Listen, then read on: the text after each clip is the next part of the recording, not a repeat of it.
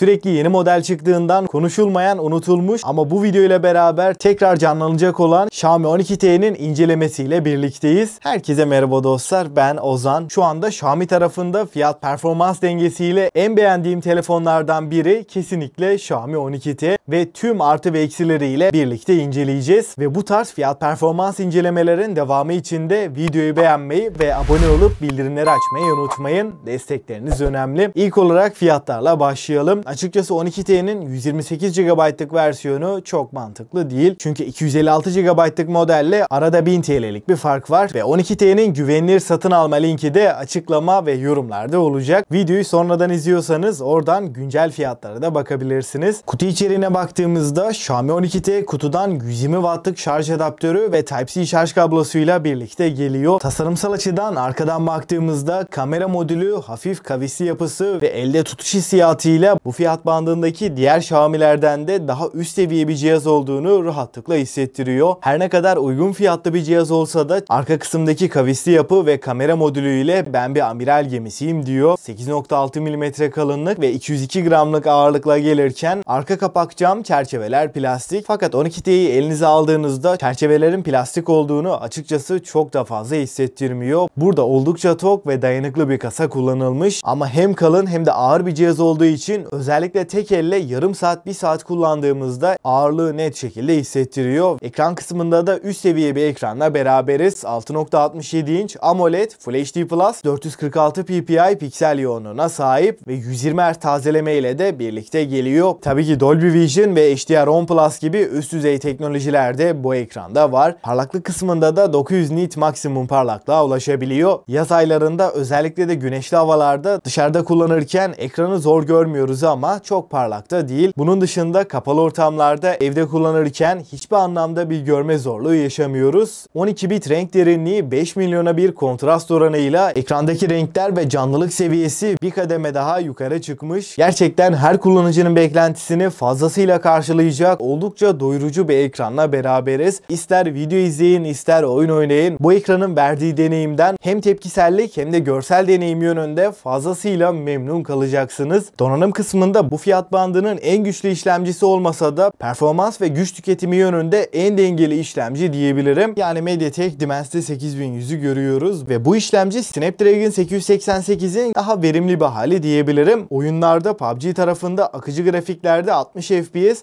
HDR yüksek grafiklerde de 60 FPS oynatabiliyor ve aralıksız uzun süre oyun oynadığımızda büyük FPS düşüşleri ara ara FPS droplarıyla karşılaşmıyoruz ve 8 GB RAM 256 GB depolamayla da birlikte geliyor. UFS 3.1 depolama biçiminin olduğunu da söyleyeyim. Burada ekranın 120 Hz olmasından oyun tarafında çok fazla yararlanamıyoruz ama ekranın 480 Hz'lik dokunma hassasiyeti özellikle de PUBG, Call of Duty Mobile gibi FPS oyunlarında bize tepkisellik yönünde ciddi bir artı sağlıyor. Bunun dışında Asphalt 9 olsun, diğer tüm oyunlarda da rahat 60 FPS oynayabiliyoruz ve sadece oyun tarafında değil, günlük kullanım uygulamalar, arka planda 3-4 uygulama kullanırken de gayet hızlı ve tepkisel bir deneyim alıyoruz ve uygulamalar arasında geçerken de kasma donma yaşatmıyor ve oyun dışında normal kullanımda Xiaomi 12T çok fazla ısınmıyor ama özellikle de 1 saatin üstünde aralıksız oyun oynarsak telefon ısınıyor ama bu ısı telefonu tutarken elimizi